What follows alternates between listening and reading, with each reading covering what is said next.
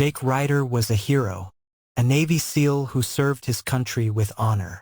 But on a cold November night, everything changed. Framed for the murder of a powerful real estate tycoon, Jake found himself staring at prison bars instead of ocean horizons. The evidence seemed airtight, his fingerprints on the murder weapon, a motive the prosecutor spun like gold. But Jake knew the truth, and so did someone else, his loyal Belgian Malinois, Rex. It was supposed to be an ordinary evening. Jake came home late from a security job, kissed his fiancée Emily goodnight, and collapsed into bed. But by dawn, police lights flooded their quiet street. Emily watched in horror as they dragged Jake away in handcuffs. Rex lunged at the officers, barking wildly, as if he knew this was all wrong. 5 years later, Jake sat on death row, counting down his final hours. And Rex, he never stopped waiting. The visitation room was always cold. Emily pressed her palm against the glass, tears streaming as Jake matched it with his own. "I didn't do this," he whispered. She believed him, but the system didn't. With only 3 days until his execution, Emily made a desperate plea to the warden. Let him see Rex one last time. A strange request. But this dog, he knew things. Things that could change everything. That first night without Jake, Rex howled until his voice gave out. He tore at the door, scratched the walls. Anything to follow his master. Emily found him curled on Jake's jacket, whimpering. She didn't understand then, but Rex did. The scent on that jacket, it wasn't just Jake's. There was something else. Something dark. And that dog would never forget it. 1,825 days. That's how long Jake waited for justice. The appeals ran out. The execution date was set. And the real killer? He was still out there, living free. But in a quiet vet clinic, Rex's health was failing. Cancer. The doctor gave him months to live. Yet that dog held on. Because he had one last job to do. The warden's office was silent. Jake's request hung in the air. Let me say goodbye to my dog. Most inmates asked for a last meal. A final phone call. But this? Unprecedented. Warden Leah Montgomery studied Jake's file. Something didn't add up. And that dog. Why was he so important? Against protocol, she approved the visit. It was a decision that would unravel a 5-year-old lie. The prison courtyard was empty when they brought Rex in. The moment he saw Jake, the old dog stumbled forward, tail wagging weakly. Then he froze. His nose twitched. That jacket Jake was wearing. Rex lunged at it, pawing frantically. The guards pulled him back. But the damage was done. Warden Montgomery's eyes narrowed. That wasn't just a reunion. That was a warning. Back in his cell, Jake replayed the visit. Rex had never acted like that before. The way he fixated on the prison uniform, like he was searching for something. Then it hit him. The night of the murder. Rex had done the same thing with his jacket. At the time, Jake thought it was just the dog being playful. But what if? Detective Vince Corrado was retired, but the Ryder case still haunted him. When Warden Montgomery called about the dog's bizarre reaction, he dug out the old evidence logs. And there it was, Jake's jacket, logged into storage but never tested for trace evidence. Why? Because someone had ordered it buried. Someone with power.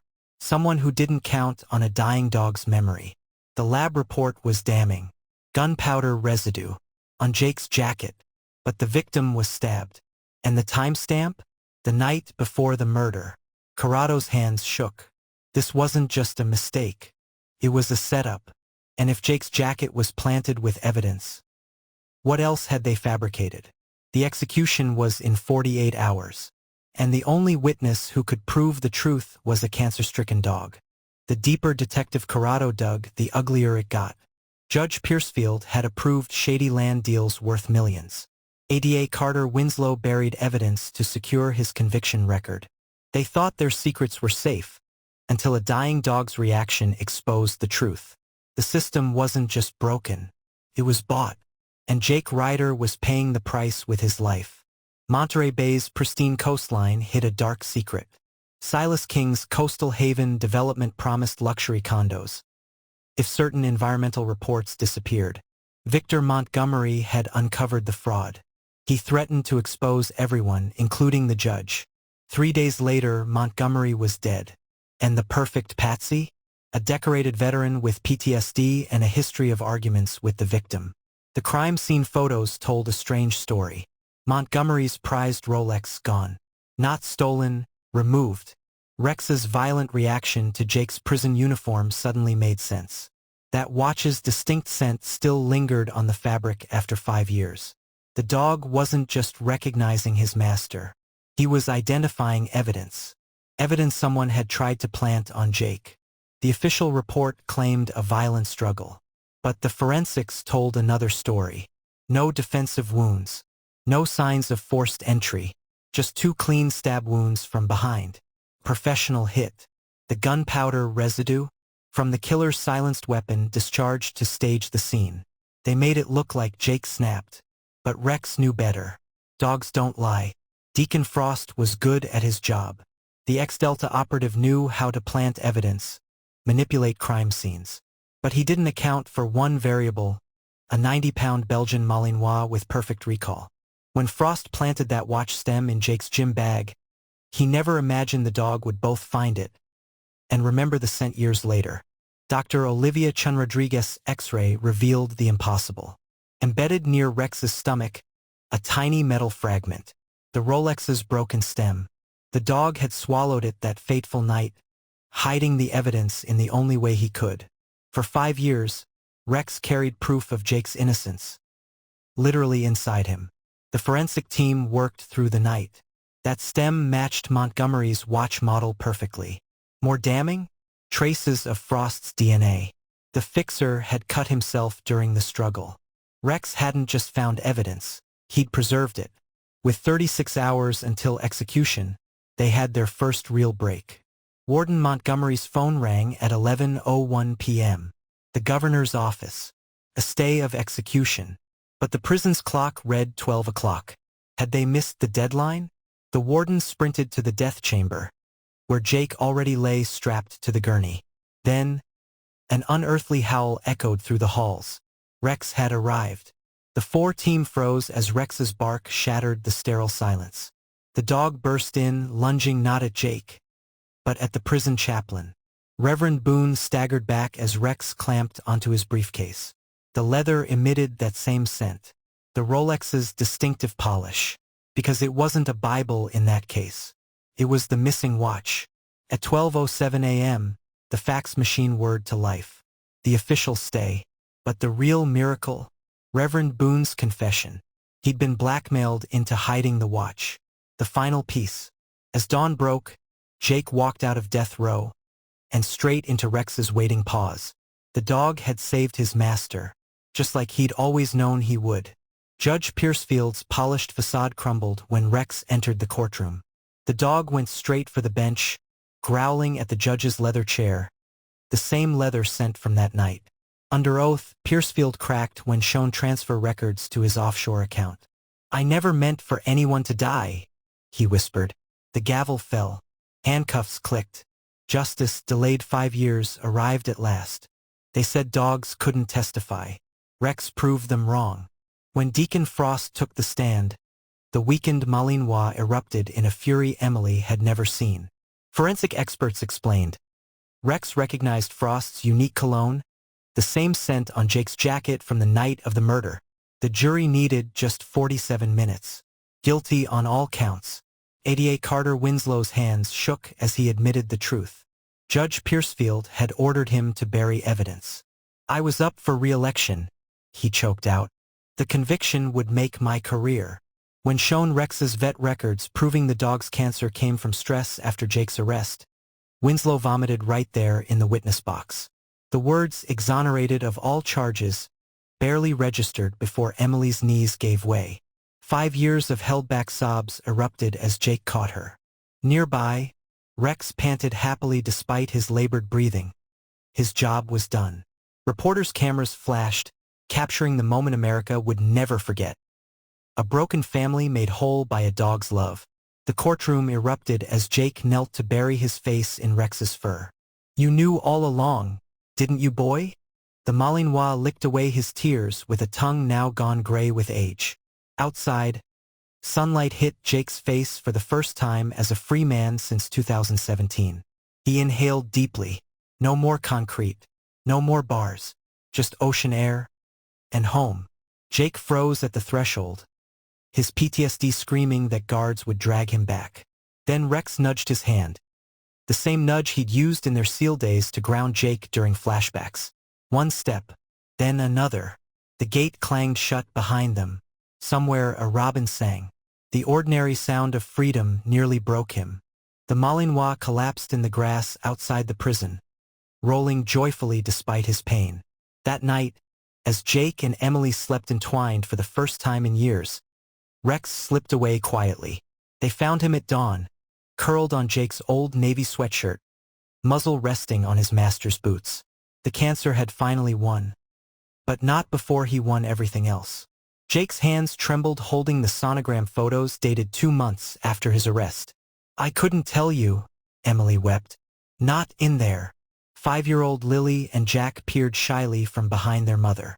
Rex's ears had pricked up first, hearing the children's footsteps before anyone else. Even in death, he'd brought them together.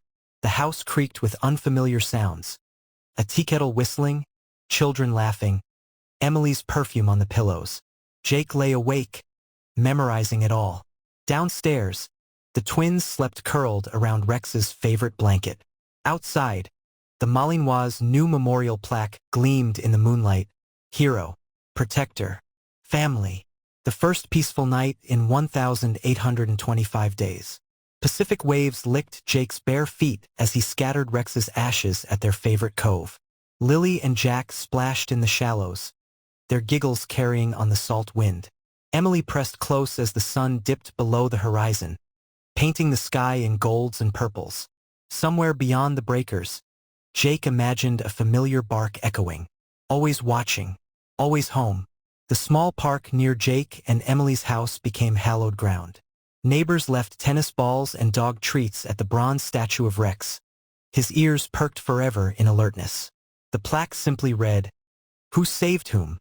Schoolchildren on field trips would listen wide-eyed as Jake told them, "This dog taught me what unconditional love looks like." Even in stone, Rex kept watch over the family he'd reassembled. They called it Rex's Law, new legislation requiring independent review of all death row evidence involving canines. Jake testified before Congress, holding up Rex's worn collar. "Dogs don't lie. They don't cover up. They just love." The bill passed unanimously. On signing day, the governor placed a dog biscuit on the desk beside his pen. Some said they heard a faint jingle of tags in the chamber after the ink dried. Jake turned their garage into a training center for shelter dogs. "Second chances," the hand-painted sign read. Each rescue learned sent work in honor of Rex. The twins helped socialize the shy ones, while Emily kept the books. At night, Jake still set out an extra water bowl by the back door. Old habits die hard. The brass tags had gone green with age, but the ritual never changed. Every morning, Jake touched them on his way out. Every night, Emily kissed them goodnight.